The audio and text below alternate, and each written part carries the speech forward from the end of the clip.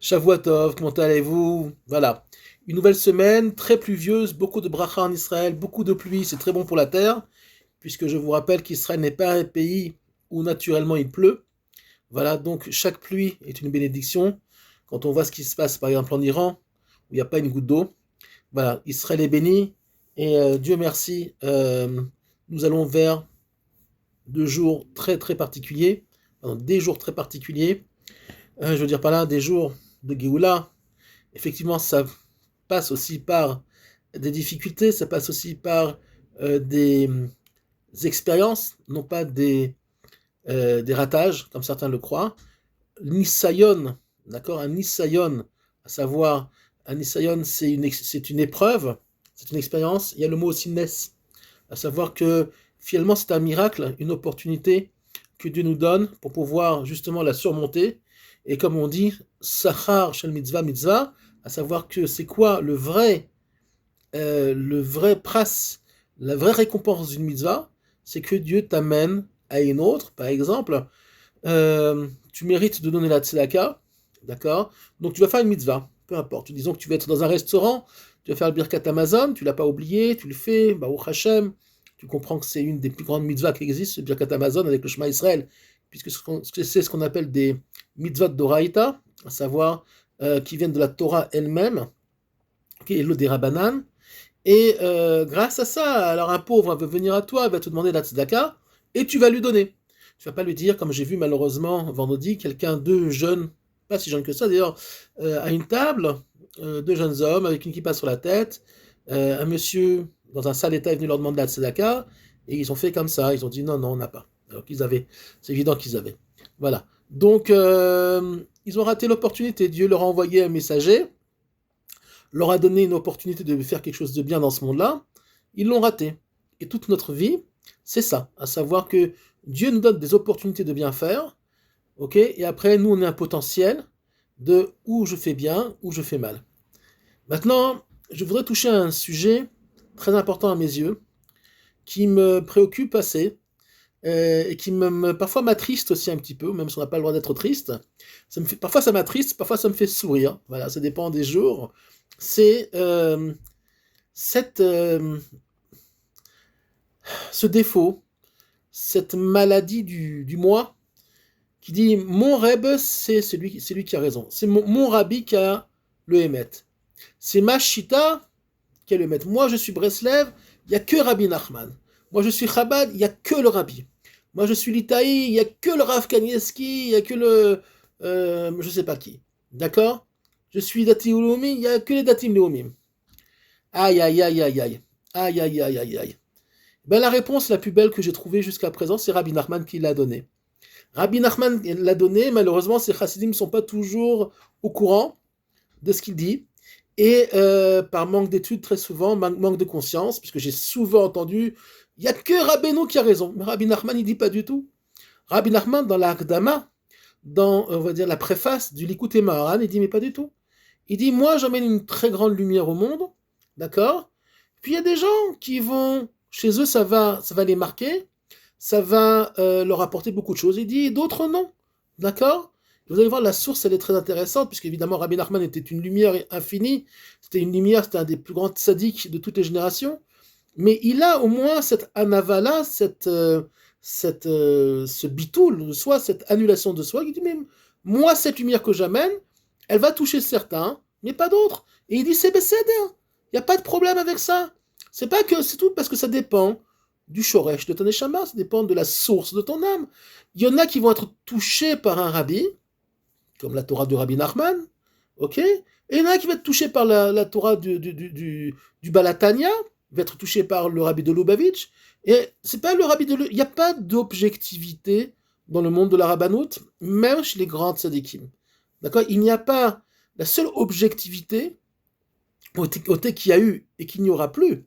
D'accord? C'est, et même Melech HaMashiach, je vais vous expliquer pourquoi c'est encore différent, c'est la Torah de Moshe. À savoir que Moshe Rabbeinu a été le seul qui a réussi à s'annuler complètement, d'accord?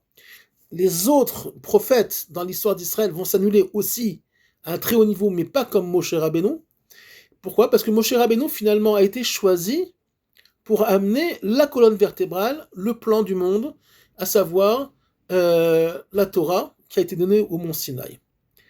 Quelle est la différence entre Moshe Rabbeinu et les autres prophètes? C'est que les autres prophètes, même quand ils expriment la prophétie, et la prophétie ne vient pas d'eux, d'accord? La source, c'est l'infini, la source, c'est le maître du monde, donc les flux descendent, mais cette prophétie-là va être exprimée aussi par plusieurs critères. Un, qui est le prophète? Quel est son profil psychologique, émotionnel? Dans quel endroit il a vécu? Le Galil, c'est pas comme Beersheva. Beersheva, c'est pas comme Yerushalayim. Ok? Chaque prophète va exprimer la prophétie finalement suivant les filtres que lui-même est naturellement. D'accord? C'est pour ça qu'il y a, sur la fin des temps, plusieurs prophéties qui finalement parlent de la même chose, mais s'expriment différemment.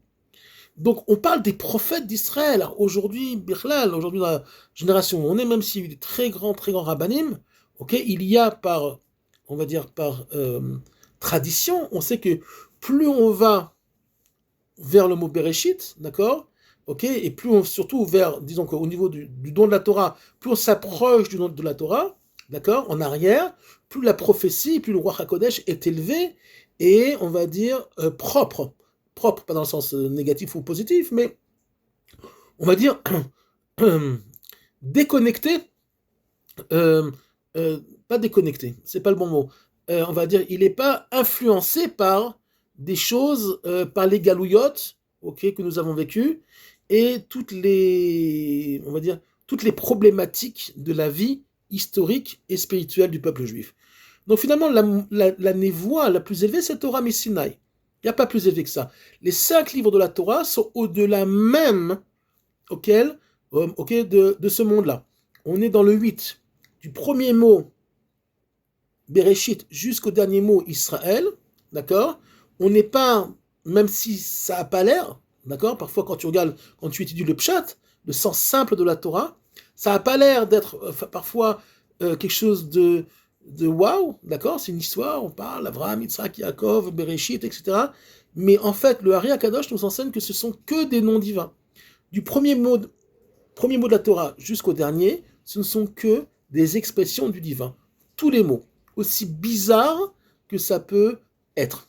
Donc finalement, quand on dit mon rabbi il a raison, d'accord, même quand on parle de Rabbi Nachman ou du Balatania, c'est faux. Il est juste pour toi, d'accord, et d'autres ne vont pas se connecter. Il y a des gens qui ne se connectent pas à la Chassidoute, par exemple. Et alors, il y a des gens qui ne vont pas se connecter, d'accord, à certaines choses. Azma. Il y a dans la Torah du Sinaï des choses qui sont obligatoires, on va dire qui sont l'essence même de la Torah, mais après, ça s'exprime différemment comme les prophètes d'Israël. Donc j'ai voulu souligner qu'il faut faire très attention, d'accord, très attention de dire toujours, il n'y a que Chabad qui a raison, il n'y a que Breslev qui a raison, il n'y a que Datiloumi qui a raison. C'est faux. D'accord? Rabbi Nachman le dit ouvertement. D'accord? Et si Rabbi Nachman le dit, vous pouvez le croire, il sait ce qu'il dit, il était très proche aussi du Balatania. Donc c'est des gens, des rabbanim, qui étaient dans le vrai émet et qui connaissaient aussi leurs limites. D'accord? Ils connaissaient aussi leurs limites. Ils connaissaient aussi les limites du monde et des générations. D'accord? Alors le Mashiach, quelle est la différence entre le Mashiach, finalement, et les prophètes d'Israël? Puisque j'ai dit que plus on va en arrière, plus... Alors le Mashiach c'est différent, parce que le Mashiach finalement quelque chose un très grand chidouche, sera un très grand chidouche, une très grande nouveauté, et en même temps quelque chose de très ancien. À savoir que finalement le Mashiach lui-même transporte l'essence même de la Torah du Sinaï, qui n'est pas encore entièrement dévoilée, loin de là, d'accord? Et plus que ça encore, puisqu'il est connecté de Bereshit jusqu'au mot Israël, et toutes les générations. À savoir que le Mashiach transporte en lui, ok, le Nefesh de David, le Ruach de Yosef, la Neshama de Moshe Rabbeinu, la Chaya de Adam Arishon, et la Yechida de Melech HaMashiach, à savoir que la Yechida, c'est le plus haut niveau d'âme qui finalement est à lui en même temps qu'épanoui. C'est le divin complet qui est en lui de façon la plus essentielle, la plus pure. Donc finalement, le Mashiach, c'est quoi? Et c'est qui? C'est un être qui n'existe pas par lui-même, puisqu'il transporte. Donc on dit euh, qu'il y aura des Moshiim, qui viendront, les Moshim iront sur le mont Sion pour juger le monde, pour juger le monde des saves. C'est quoi les Moshiim? C'est les sauveurs. Hein. Quand on comprend le sens simple du texte, on dit qu'est-ce qu'on a? Il y aura plusieurs libérateurs qui vont monter ensemble. Donc le Mashiach, apparemment, comment dire, accompagné de David, de Yosef, de Moshe Rabbeinu, d'Adam Arishon, de Moshe, etc. Non, c'est pas comme ça qu'il faut le lire. C'est pas moi qui le dis, c'est les maîtres d'Israël. C'est tout simplement une seule personne qui en lui-même aura plusieurs dimensions, d'accord, de canaux, de filtres, d'accord, qui vont lui permettre justement de faire l'unité, de refaire l'unité dans ce monde par les très très grands qui se sont dévoilés dans l'histoire du monde, à savoir Abraham, Yitzhak, Yaakov, d'accord, Moshe Rabbeinu, David, etc., David Ameller, Adam Arishon, etc. Voilà. Donc finalement, il faut faire très attention que dans ce monde-là, le Rav Kook nous enseigne aussi, il faut faire très attention au relatif, au subjectif. Il n'y a rien d'autre que le maître du monde. C'est la seule chose objective qu'il y a dans ce monde-là. Le maître du monde est sa Torah, parce que sa Torah, finalement, ce sont ses noms à lui. Okay, ce sont des expressions qu'il faut apprendre. C'est un très long travail. C'est un travail d'étude de la Chassidoute, de la Kabbalah essentiellement. Et on apprend même la Halacha, puisque la Halacha exprime le Ratzon Hashem, explique finalement la volonté divine dans les moindres détails. Comment Dieu il veut, finalement, et comment il nous conseille, comme dit le Hari Akadosh, finalement, il nous conseille de comment vivre ce monde-là. Alors tu peux dire, mais moi je m'en fous de tes conseils. Comme moi, Shabbat, je vais à la mer. Ben, va à la mer, il n'y a pas de problème. Après, il ne faudra pas pleurer dans 120 ans, quand finalement tu te rendras compte que tu t'es largement trompé, et que finalement, tu seras ou obligé de revenir dans ce monde-là, et pas forcément dans des conditions faciles, ou pire que ça, je ne veux pas en parler maintenant. Voilà. Donc finalement, il faut faire attention, et comme je l'enseigne aussi toujours, et quand les gens me posent la question, je leur dis, vous avez un problème, vous avez une fila à faire, vous avez une prière à faire, faites-la au maître du monde. Arrêtez de courir les rabbanim. Il faut arrêter avec ça. Vous êtes directement branché. Et si vous allez courir chez un rave, c'est que vous n'êtes pas sûr que vous êtes branché. Ah, je suis pas assez grand, je suis pas assez grande. D'accord? Qui je suis moi? Mais pas du tout. Chaque être humain, chaque juif est branché au maître du monde. Chacun à son niveau, chacun suivant ses filtres. Puisque le monde a été créé en lui. Et pas à l'extérieur de lui, et que lui il regarde ce monde, et qu'il dirige, et qu'il fait à droite, à gauche. Non, pas du tout. Le monde, la chassidoute, la Kabbalah nous enseigne que le monde a été créé en lui. Donc chaque parole que vous dites, d'accord, chaque fila, elle est écoutée, elle est entendue. Est-ce qu'après vous avez le mérite qu'elle soit acceptée? Ça, c'est un autre problème. On dit un jour, j'ai entendu un tzaddik dire, une dame qui pleurait pour son fils, qui n'arrivait pas à se marier, etc. Elle disait, le tzaddik lui disait, mais il n'y a pas plus haut qu'une prière d'une mère pour son fils, ou pour sa fille, ou pour son mari, ou pour ses sœurs, ou pour ses parents. Il n'y a pas plus haut la prière d'une mère il n'y a pas plus élevé que la prière d'une mère pour ses enfants. D'accord? On parlait dans ce cas-là de ses enfants, de son fils, qui n'arrivait pas à se marier, qui était perturbé, etc. D'accord? Donc il faut arrêter de courir à droite et à gauche. Aller chez le U, et chez le OU, et chez le A, et chez le machin. Non! Vous êtes en ligne directe.